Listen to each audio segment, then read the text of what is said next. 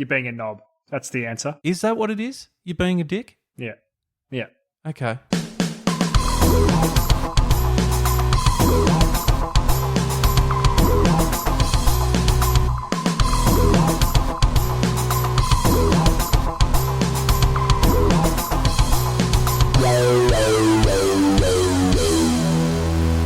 Hello, everybody, and welcome to The Deep Drop. I'm Luke McCredden. Adam Ring is here, as always. And Adam, this podcast is a lot of fun because we get to just talk about the stuff that we talk about anyway. We talk about them on fishing trips. We talk about them while we have a beer around the campfire. We talk about them in the car on the way to fishing trips. And it's pretty much the same thing, isn't it? Instead, we've just got microphones in front of us. Yeah, that's right. Yeah, we're just cycling through the $1 million questions. But you know what? This is all about you, the listener, and we love nothing more than hearing your thoughts on the questions that we bring to the table. So Instagram is a place to do that. You'll see all of our questions there. Get in touch, get involved. Lots of people do, and we love it. The more, the merrier. This is a brand new episode, and we're not going to muck around ads. Let's dive in.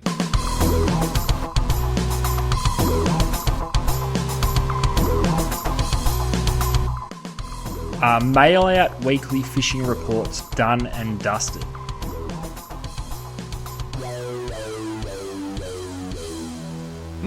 Well, look, I personally think they are. I suppose to clarify what we're talking about here, we're not talking about snail mail. We're talking about electronic mail, email. I just don't know if they have the traction they once had, and I think potentially they have been done and dusted for some time. I think the idea of receiving your dose of local reports via email once a week is kind of dead. And don't get me wrong, I love it. I love that sort of personal touch, you know, from whoever you're getting your reports from. I think it's great. But I just think there's a key influencer here that is kind of killed the old weekly email, and that is social media. Just forums all over social media that means you can get real-time reports, specific locations, and fairly accurate sort of updates as well. So I think that's kind of the reason I'm saying, yeah, I think they are done and dusted. Controversial answer from me, Luke. I think that they are still very, very relevant. Well, bit of background. I was in a position where the shop that I worked at would send out a weekly fishing report. And I do love the analytics when it comes to this stuff. And I would have never believed it. And if it wasn't for having that position, I would agree with you 100% that they would be done and dusted because of social media. We would constantly get more traction and more influence via a personalized email than we would on social media. And I think the reason for it is with anything electronic these days, there's so much stuff coming from so many different directions. So you're really only trying to capture a fraction of a percent. So say you were sending an email out to 15,000 people, you're trying to get obviously as much as you can, but realistically, it is a tiny percentage. I just think if it's in a personalized inbox, the people that are going to open it are the ones that are truly engaged. Whereas flipping through on social media, it's a passing swipe and you may stop for a second if that one little photo catches you. But me personally, I'm done and dusted with email fishing reports. Yeah. I'd much rather find it on social media. But the analytics on this always blew me away, Luke. But I think it's a long game that you've got to play if you do decide for any business to go into an email style format. I wish I had answers, because if I did, I'd be in a marketing role somewhere making an absolute killing. Hey, stats don't lie. I don't get it. Ball don't lie. The thing, I suppose, my reference to social media, not so much as just flicking through and happening to stumble across a post that's relevant to you or a report that's relevant to you. There are a lot of specific forums now within Instagram, Facebook, Twitter, YouTube, where it might be. So say your thing is offshore in Victoria, offshore Bass Strait and whatever. There will be a page that is specifically dedicated to reports from that area, from offshore and constant up. So I'm kind of thinking more down that line as opposed to just happening to stumble across something that's relevant to you. So my point there is I think you could, if you really want to know it, you can find that as opposed to getting a report with, I see what you're saying, and the analytics don't lie like that. Yeah, there's certainly a market for it, but I don't know. I think I just feel personally like it's almost a bit like we spoke recently on this podcast about print media and how we think potentially, and I think it's fairly common knowledge that it's certainly been a big drop and a bit in it, but I think there's a big future for it still if it's the right kind of messaging and the right kind of publication and thinking a bit differently and thinking outside the box.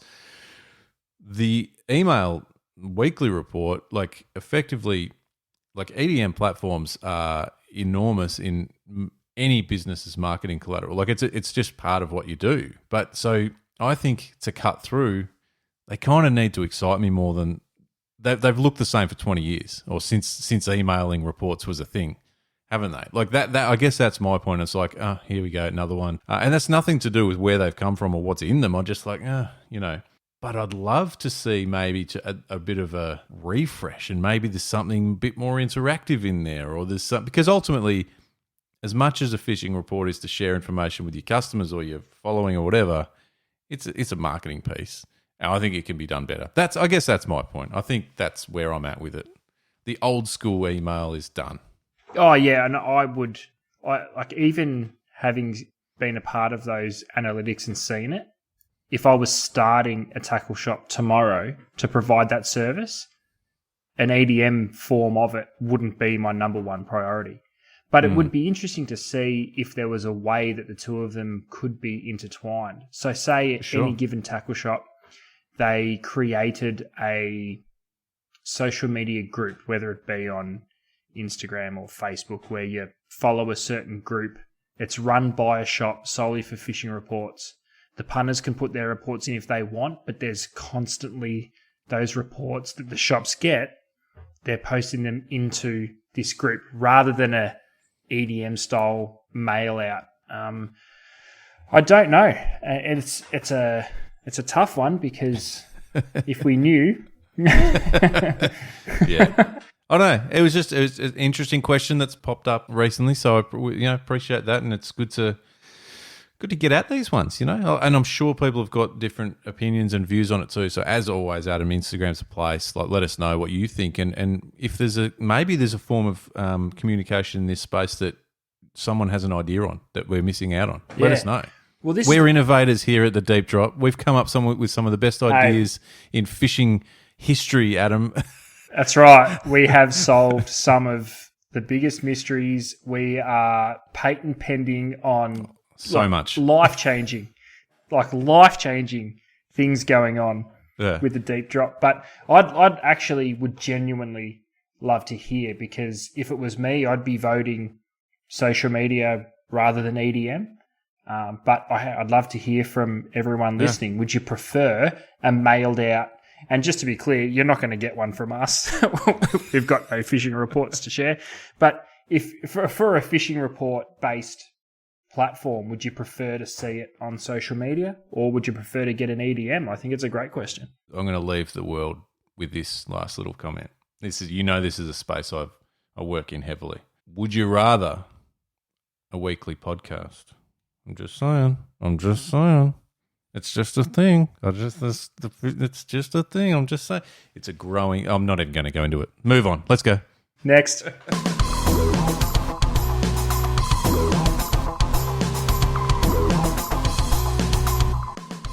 Are dredge bar teasers more trouble than good?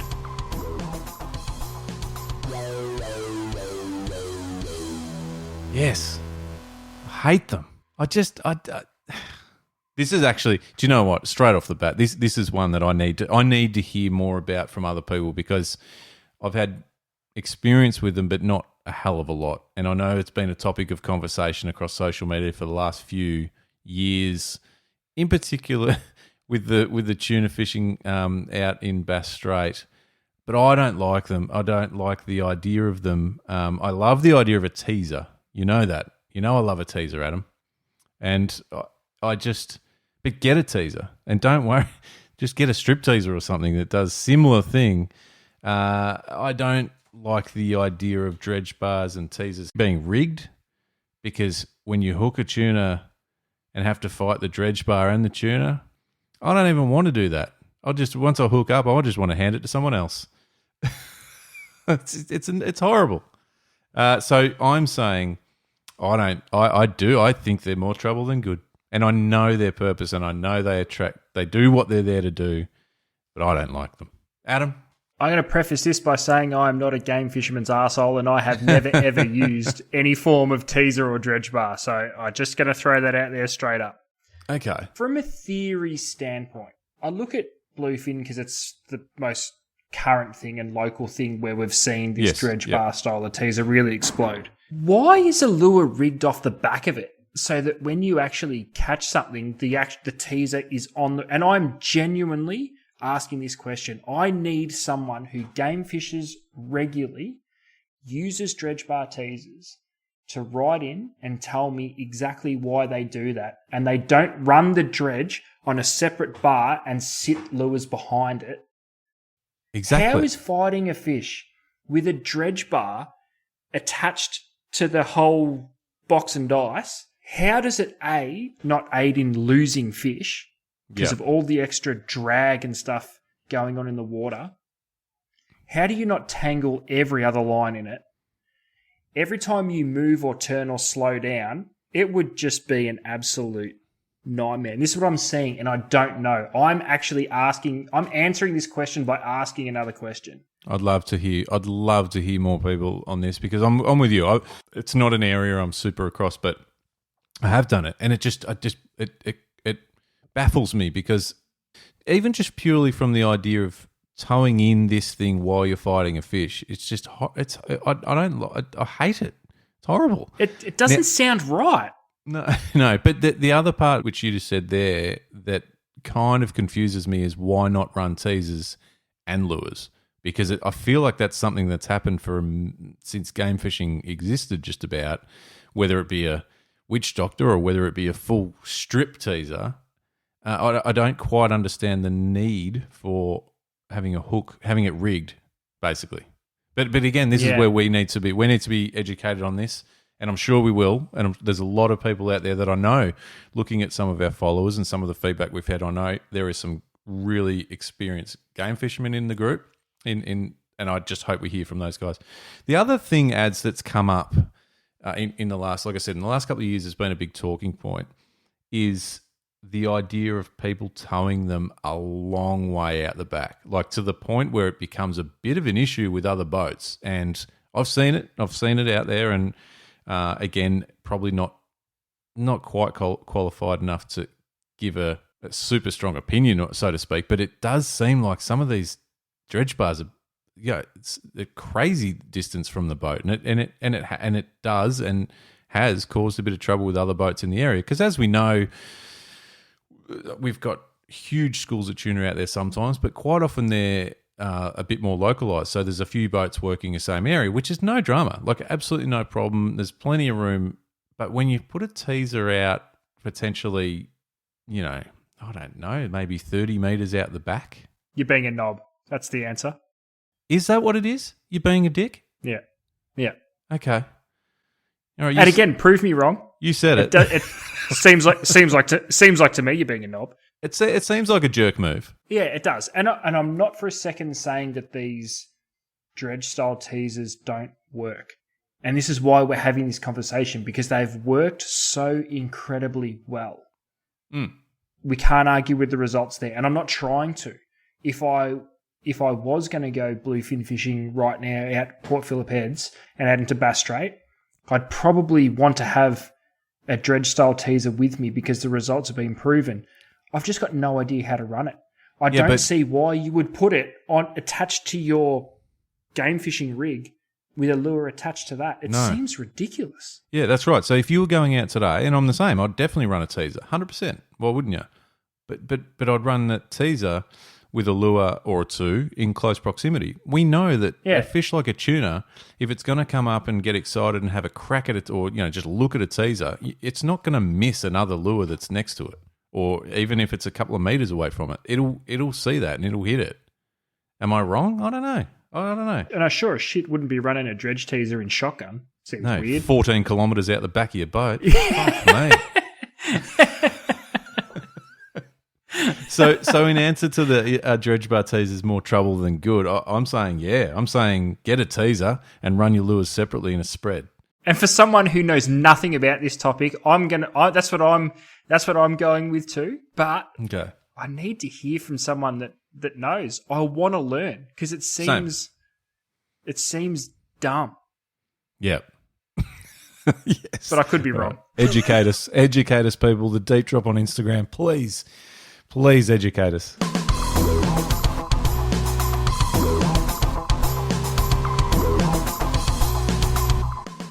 Does pumping tunes on the boat put the fish off?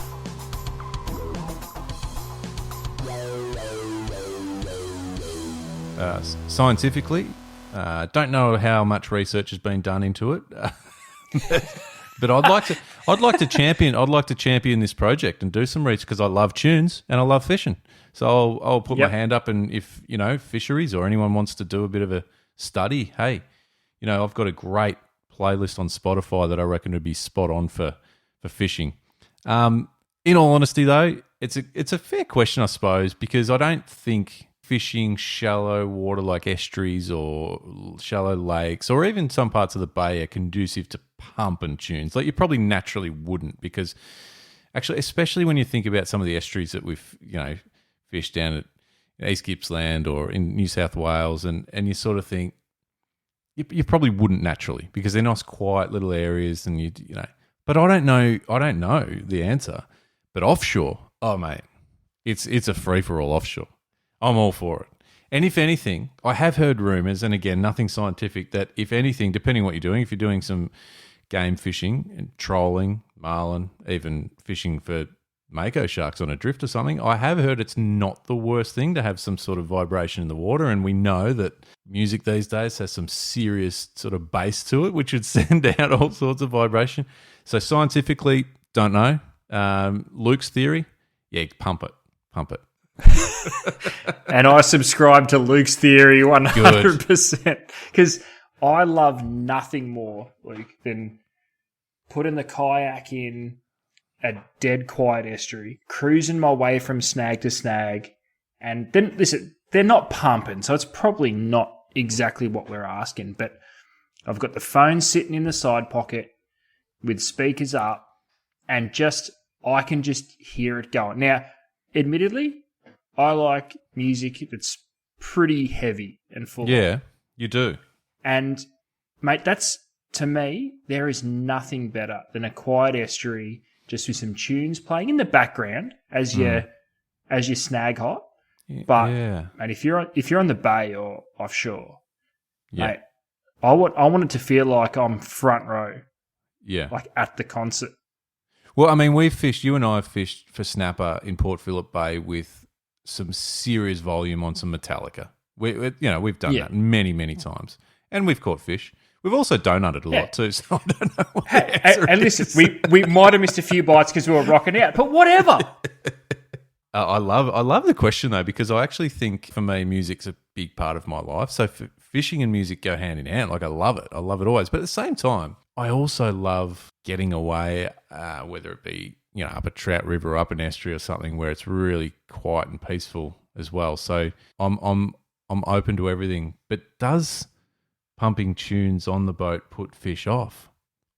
This is again, I'd love to hear people's thoughts and theories, because they're just theories. Like I said, I don't think anything scientific has been done on tunes. However, I'm sure there's some sort of theory on, the vibrations that it gives, and we know what sound does on water. Like it travels a long, long way. So I don't know. I'd love to hear it. I remember hearing a theory once ads on marlin fishing, and I've got a feeling it was Matt Watson talking about Bob Marley or pumping tunes like that when he was marlin fishing, and he swore by it. That's Matt Watson though. He swears by a lot of stuff, and that's why we love him. But I don't know.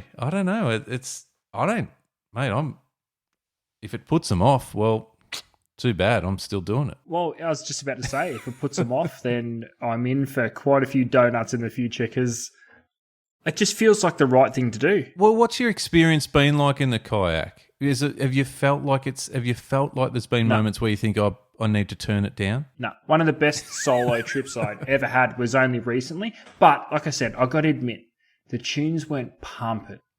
They weren't pumping. It was just nicely in the side pocket. It was just enough that I could hear what was going on, but you can still absorb all the quietness and peacefulness that you get from sitting up in an estuary. Yeah, so nice. I'd hardly say they're pumping. It's probably not the greatest example, but I'm not turning those tunes off. No. Like if I'm not catching anything, I don't think, oh, maybe I should cut the tunes for a bit. No, it's too bad. I like the idea that the Deep Drop are pro pumping tunes. I think that's where we stand, isn't it? Together, I think collectively we can say, should we make our own playlist for people out there, for you guys listening? What if on Spotify we made our own? The Deep Drop makes a playlist that you can get on, subscribe Public to playlist? that public playlist. Yeah, with our favourite tunes pumping while we're fishing, and you guys can get amongst it. Let's do that. Let's do it. I'm all in. I've got too many. We're going to have to end this podcast real soon because I'm not going to be able to concentrate because I've got all these ideas for tunes that need to go onto the official Deep Drop playlist. Do we need to break it down, though? Do we have to have an estuary playlist and an offshore playlist or something? No, because regardless of where I'm fishing, it's the same. It's the same tunes. I love it. Okay, we're doing it. I'm committing right here, right now. And listen, I will admit, I will think of the consumer and the listeners of this podcast because I do listen to some pretty heavy shit. Well, but when I'm fishing, I like a bit of groove. I want some riffage. I think it's fair to say a breakdown here or there.